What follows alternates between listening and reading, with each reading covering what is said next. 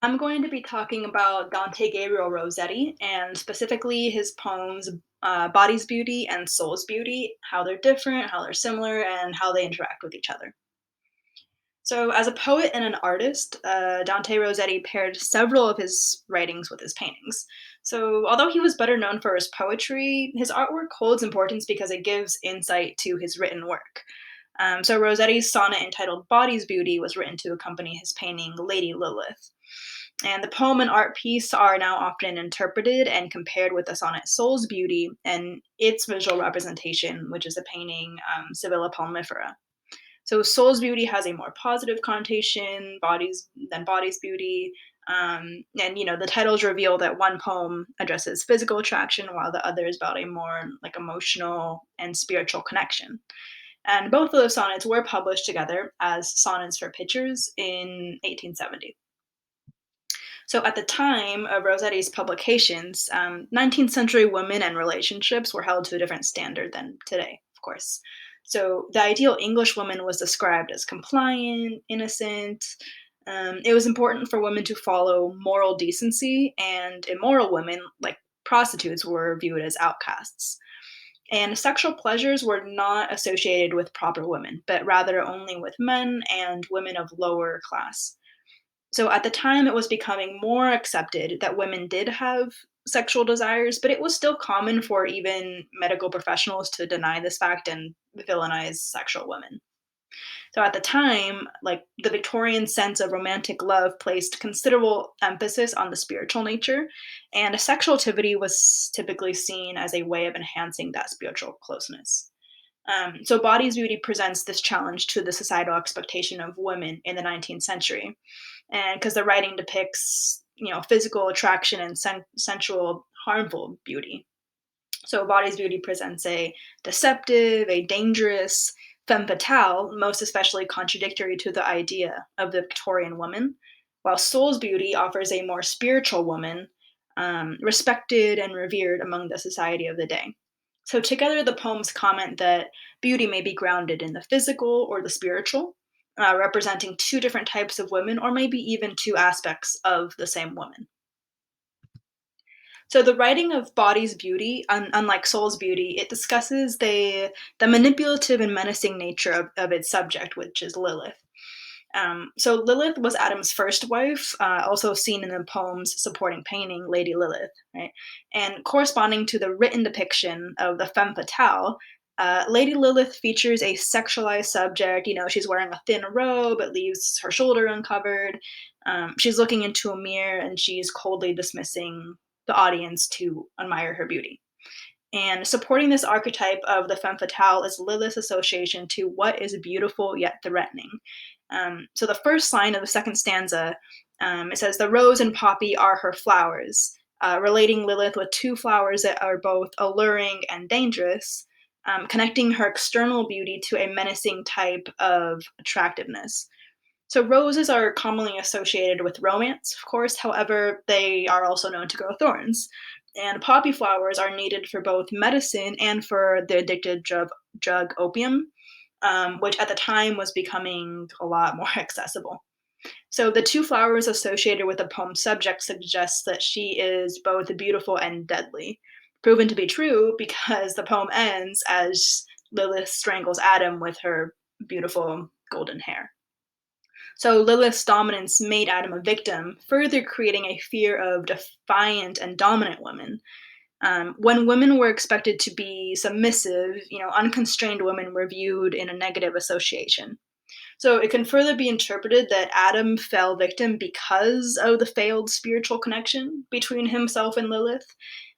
So romantic relationships, especially of the Victorian era, emphasized less the body's beauty and more the soul's beauty. So unhealthy relationships are the product of excessive focus on the body's beauty because love must always have a broader context, must be a part of a larger and more meaningful pattern of existence. So, as Victorian society may have believed, connection to the body without connection to the soul is unfulfilling and may even be considered dangerous and immoral. All right, so in the related sonnet, Soul's Beauty, Beauty is represented positively, experienced every day, and constant in all elements. So the speaker says that he is in awe of the woman's gaze, but also implies that he is used to it, um, by casually commenting, "I drew it in as simply as my breath." Right? The quote suggests that beauty is a natural and ever-present part of his life. And the speaker implies that Lady Beauty is almost godlike within the following few lines because her eyes, like God's eyes, see everything. They see all, right? So Lady Beauty's powerful, omnipresence over and beneath, and in the sky and the sea. It connects life, death, earth, and heaven. So the beauty fulfills the speaker's life in an omniscient manner in the same way that religion might. So beauty is not specific only to the woman, as in body's beauty, but is instead expressed in everything, including women. So the beauty of a soul is the beauty of nature and the beauty of a woman's face seen as manifestations of a like transcendental spiritual beauty, right? So Lady Beauty is beautiful in a way that feels supernatural. It's ineffable, reaching beyond the tangible body and residing in the imaginable, right? So even in Rossetti's Sevilla Palmifera painting, the angel and the skull emblems in the background that you see there may represent life and death. So this representation may signify that the soul is boundless, it's existing in the living and even the departing, unspecific to any being, right? So overall, the beauty of the soul is depicted to be more favorable than the beauty of the body. Lady Beauty, unlike Lilith, does not imply danger. Although the poem speaker is described as a bondman, it is clear the Lady Beauty does not have malicious intentions. So, body's beauty and soul's beauty are meant to be read together and interpreted in reference to one another. So, despite their subject differences, these two poems are structurally both Petrarchan sonnets. They're divided into an octave and a sestet. And whether representing the beauty of the body or the beauty of the soul, the female subject of each poem attracts men in a nearly hypnotic way, right? So, in Body's Beauty, Rossetti writes that Lilith draws men in with a spell, and similarly, the subject affected by Lady Beauty is described as a bondman, right? As Lady Beauty holds a dry palm branch, symbolize a symbol of conquest, right? In the painting. So each poem's corresponding painting depicts the same woman, Alexa Wilding, right? Likely to signify that each poem represents only one possible interpretation of the same person.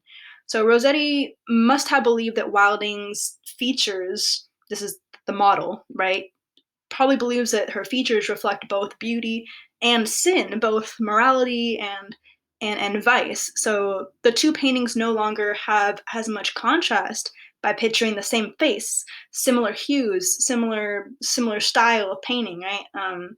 These comparable visual qualities help connect the two paintings and the two poems, clarifying that Lilith and Lady Beauty are very much related to one another, or according to my unpopular belief, might even be the same woman.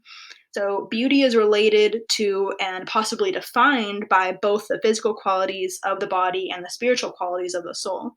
So although a different attitude is given to each, a woman's attractiveness considers both the external and the internal. So the woman and the relationship portrayed in Body's Beauty are the antithesis to what is expected and praised in the 19th century. It was improper for women to be highly sexual and dominant over men, and for relationships to lack the balance between caring for the body and the soul. So attraction to the body without interest in the soul may have been considered a sin, especially frowned upon in a predominantly religious environment, right? So a focus only on the body's beauty does not leave room for the commitment, the loyalty, and passion devoted when the soul's beauty is prioritized. So the soul's beauty is ubiquitous, not only seen in Lady Beauty, but also in other beings.